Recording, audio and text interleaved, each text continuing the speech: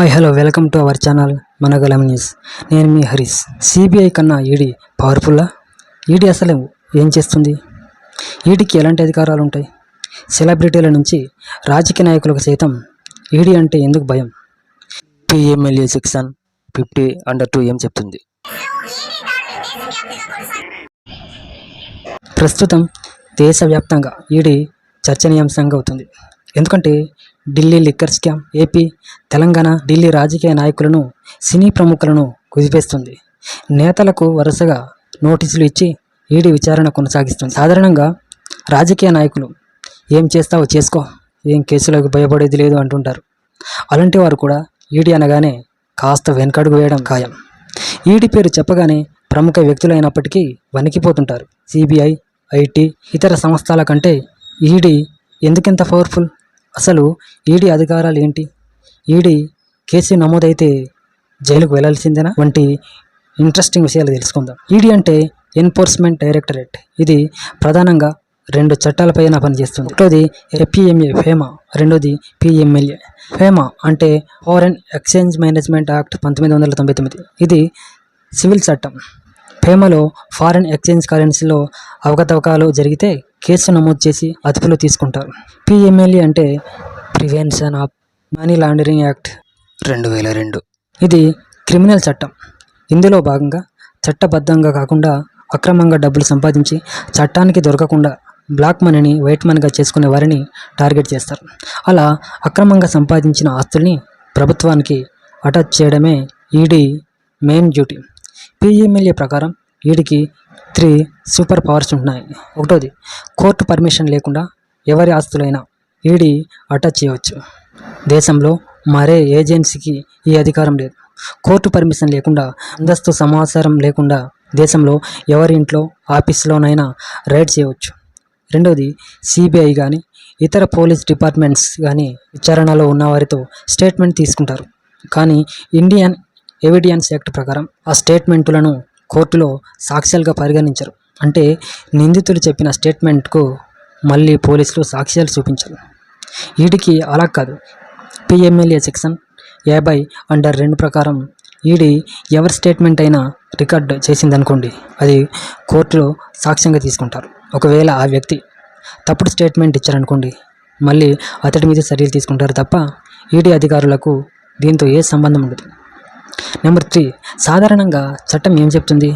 నేరం రుజువు కానంత వరకు ఎవరైనా నిర్దోషిగానే ఉంటారు. అంటే ఉదాహరణకు ఏ అనే వ్యక్తి ఒకరిని హత్య చేశాడని కేసు నమోదు చేస్తే పోలీసులు ప్రాసిక్యూషన్ అది ఏనే చంపాడనే సాక్ష్యాన్ని కోర్టు ముందు పెట్టే వరకు ఏ అమాయకుడే. ఆ సాక్ష్యాలు సంపాదించడానికి పోలీసులకు నానా ఇబ్బందులు ఉంటాయి. కానీ ఈడీ అలా కాదు, రివర్స్లో ఉంటుంది. మీరు నిర్దోషి అని నిరూపించుకునే వరకు మీరు దోషే. ఉదాహరణకు ఏ అనే వ్యక్తి అక్రమంగా 10 కోట్ల రూపాయలు సంపాదించారని ఆరోపణలు ఉన్నాయనుకోండి. నా దగ్గర 5 కోట్లు ఉన్నాయి, అవి కూడా సక్రమంగా సంపాదించాను అని తనే నిరూపించుకోవాలి. లేకపోతే తప్పు చేసినట్టే లెక్క. ఇక్కడ తాను నిర్దోషి అని నిరూపించుకునే బాధ్యత, బరువు ఏ పైన ఉంటుంది? ఈడీ అధికారులపై అనవసర టెన్షన్ ఉండదు. ఈడీ మోపే ఆరోపణలకు నిర్దోషాన్ని నిరూపించుకోవడానికి తల ప్రాణం తోకలోకి వస్తుంది. అందుకే ఈడీ కేసులంటే నేతలతో పాటు ఇతర రంగాలకు చెందిన సెలబ్రిటీలు సైతం భయపడుతుంటారు. ఈ సూపర్ పవర్స్ వల్లే ఈడీ కేసులంటే భయపడిపోతుంటారు. చట్టంలో మార్పుల వల్ల ఈడీ శక్తివంతంగా తయారైంది. 2019లో prevention of money laundering act మార్పులు చేస్తూ కేంద్రం నోటిఫికేషన్ విడుదల చేసింది. అందులో భాగంగా ఈడీకి మనీ లాండరింగ్ కేసుల్లో ప్రత్యేక అధికారాలు కల్పించింది. సెక్షన్ 17లోని సబ్సెక్షన్ 1 సెక్షన్ 18లోని మార్పులు చేసింది. ఆ ప్రకారం ప్రజల ఇళ్లలో తనిఖీలు, సోదాలు, అరెస్టు చేసేందుకు ఈడీకి అధికారాలు ఇచ్చింది. ఇంతకుముందు ఇతర దర్యాప్తు ఏజెన్సీలు నమోదు చేసిన ఎఫ్ఐఆర్లో మనీ లాండరింగ్కు సంబంధించిన సెక్షన్లు ఉంటేనే ఈడీ జోక్యం చేసుకుని వీలుండేది. ఏపీఎంఎల్ఏ చట్టంలో చేసిన మార్పులతో ఈడీ స్వయంగా ఎఫ్ఐఆర్ నమోదు చేసి అరెస్టు చేయవచ్చు. ఇక్కడ ఆసక్తికరమైన విషయం ఏమిటంటే, ఈ సవరణలకు సంబంధించిన బిల్లును లోక్సభలో ద్రవ్య బిల్లు అంటే మనీ బిల్లుగా ప్రవేశపెట్టారు. మనీ బిల్లు అయితే దీనిని నేరుగా లోక్సభలో ప్రవేశపెట్టవచ్చు. మెజారిటీ సభ్యుల ఆమోదంతో బిల్ చట్టంగా మారుతుంది. ఇక్కడ గమనించవలసిన విషయం ఏమిటంటే 2019లో రాజ్యసభలో బీజేపీకి మెజారిటీ లేదు. పీఎంఎల్ఏలో సవరణ బిల్లును మనీ బిల్గా ప్రవేశపెట్టడాన్ని కాంగ్రెస్ వ్యతిరేకించి ప్రభుత్వంపై ఆరోపణలు కూడా చేసింది. బీజేపీ ప్రభుత్వం ఏకపక్షంగా వ్యవహరించి బిల్లుకు ఆమోదం లభించాలనే ఉద్దేశంతోనే మనీ బిల్లుగా ప్రవేశపెట్టిందని ఆరోపించింది. దీనిని సవాల్ చేస్తూ సుప్రీంకోర్టుకు కూడా వెళ్లారు. అయితే న్యాయస్థానం ఆ సవరణలను సమర్థించింది. ఆర్థిక అవకతవకలు సంబంధించిన కేసులను దర్యాప్తు చేసి ఎన్ఫోర్స్మెంట్ డైరెక్టరేట్కు మరిన్ని అధికారాలు కల్పించడం అవసరమని కోర్టులో వాదనలు వినిపించింది కేంద్రం. అసలు ఈడీ ఎవరినైనా అరెస్టు చేయవచ్చా? యూపీఏ హయాంలో 30 లక్షలు లేదా అంతకన్నా ఎక్కువ డబ్బు ప్రమేయం ఉన్న కేసులను పీఎంఎల్ఏ కింద నమోదు చేసేవారు. అందువల్ల 2012 వరకు చూస్తే 165 మనీ లాండరింగ్ కేసులు మాత్రమే నమోదయ్యాయి. 2013లో చట్టంలో సవరణలు చేసి 30 లక్షల పరిమితిని రద్దు చేశారు. ఎంత తక్కువ మొత్తంలో డబ్బు అయినా పరిశీలనలో తీసుకున్నారు. 2019లో చేసిన మార్పులు మాత్రం ప్రధానమైనవి. ఆ మార్పులతోనే ఈడీ అధికార పరిధి పెరిగింది. మోదీ సర్కార్ చట్టాన్ని మరింత కఠినతరం చేసింది. పీఎంఎల్ఏలో చేర్చిన 45వ సెక్షన్ ప్రకారం ఈడీ అధికారులు వారెంట్ లేకుండానే ఏ వ్యక్తినైనా అరెస్టు చేయవచ్చు. అక్రమంగా సంపద సృష్టి పరిధి కూడా పెరిగింది. ఆ ప్రకారం ఎవరైనా సరే అక్రమంగా సంపాదించిన డబ్బుతో నేరుగా కానీ పరోక్షంగా కానీ ఏదైనా ఆస్తిని సృష్టించారని ఈడీ భావిస్తే చర్యలు తీసుకునే అధికారం ఉంది.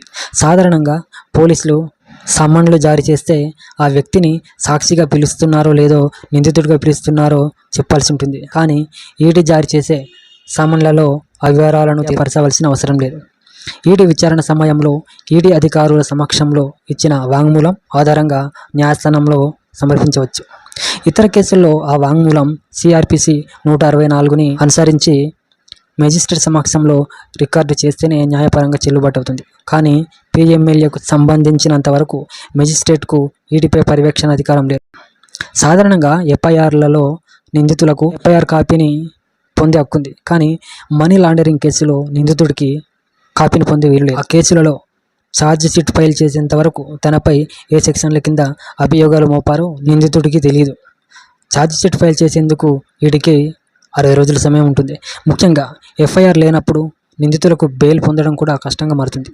ఎఫ్ఐఆర్ లేకుండా తన మీద మోపిన ఆరోపణలపై నిందితులు న్యాయస్థానంలో వాదించడం సాధ్యం కాదు. అయితే పీఎంఎల్ఏ కేసుల విషయంలో ప్రధానమైనది ఏమిటంటే నేను నిర్దోషి అని నిరూపించుకోవాల్సిన బాధ్యత నిందితులపైన ఉంటుంది. ఇలాంటి పవర్స్ వల్ల ఈడీ అంటే రాజకీయ నాయకులతో పాటు సెలబ్రిటీలు సైతం భయపడుతుంటారు. That is power of ED.